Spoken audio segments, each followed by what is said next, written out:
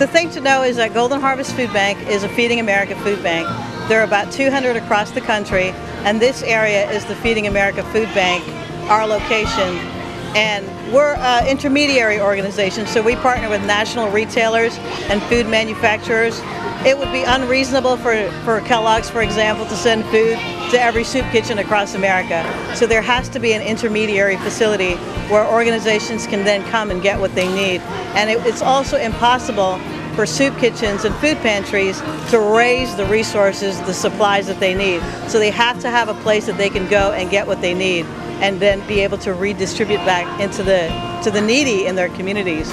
So for example, in Anderson County last year, partnering with almost 60 agencies in 5 counties, but just in Anderson County, with our partnerships in Anderson County, we were able to help distribute an equivalent of 1.7 million, actually an excess of that, 1.7 million meals to needy folks just in Anderson County. It's helping to feed people. It's to get out there and to see these people who need assistance with food and to help them. You know, the face of hunger now is completely different. It's children, it's the elderly, and it's, you know, people that are embarrassed to even come in, and you want to be able to help them and have them not feel that that they're being judged. Yeah, and I think one of the key things to remember is until you work in this type of atmosphere, you don't realize how many people are hungry. You don't realize the magnitude of the community of the hungry people. And so you might see an organization like Haven of Rest, or you may see a similar organization, and you might think that the only hungry people are the homeless people, or the people who don't have anywhere to go. But it's true. Jennifer will tell you, after 4 years of being here, this is our second location, our second bigger location.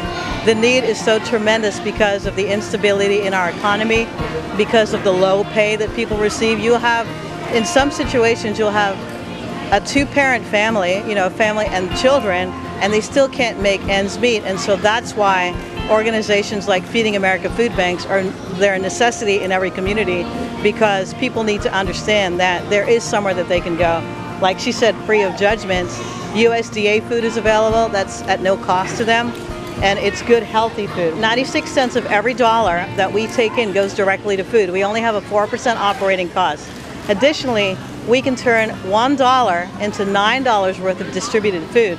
So if you were to give a can of beans, we could only transfer that to a can of beans to a family. But if you were to give $1, we could make that go so much further. Just because some of the food that they're able to acquire from their Feeding America Food Bank is at no cost or very low cost.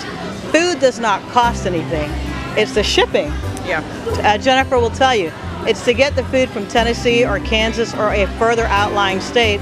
The day that UPS tells us that the shipping is going to be free, we will rejoice. But until then, a small fee that's shared, but if people really want to know what to do, sometimes, and in this case, it might just be better and easier to give money, because we can make money go so much further and we can feed so many more mouths when we're able to pull food from different areas. The kids from our warehouse are from Nevitt Forest Elementary School. In March, we did a school district-wide food drive. We called it the March Madness Food Drive for obvious reasons.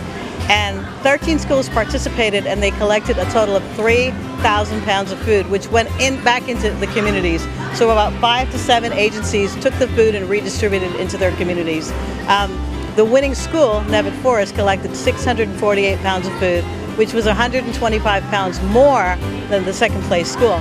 So we planned this fun activity day for them, literally on the last full day of school, and they helped us sort food for a food distribution we're doing in Abbeville County, a very underserved county.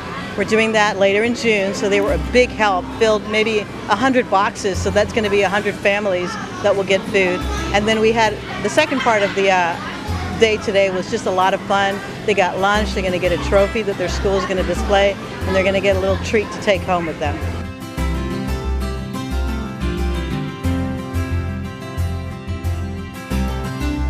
Our website is goldenharvest.org, and you can give on there. Of course, you can mail in a check, and we're at 311 Alliance Parkway.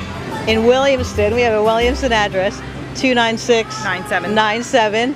You can call the warehouse and talk to Jennifer and get details about that. And the phone number for the warehouse is 864-222-9510. And you can drop by and see us. We'd be glad to give you a tour. We'll show you the stacks of food we have on the shelves. We'll show you the walk-in refrigerator. We'll show you the walk-in freezer. We'll tell you the whole story about the ministry.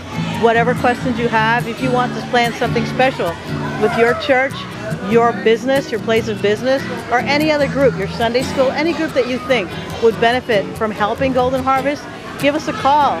Shoot me an email, nbruce@goldenharvest.org, and we are open to any creative ideas that help bring resources so we can go ahead and feed communities. There's always a need for volunteers here. So if anybody, wants to volunteer, they're more than welcome to come here, because I'm always in need and, looking for volunteers.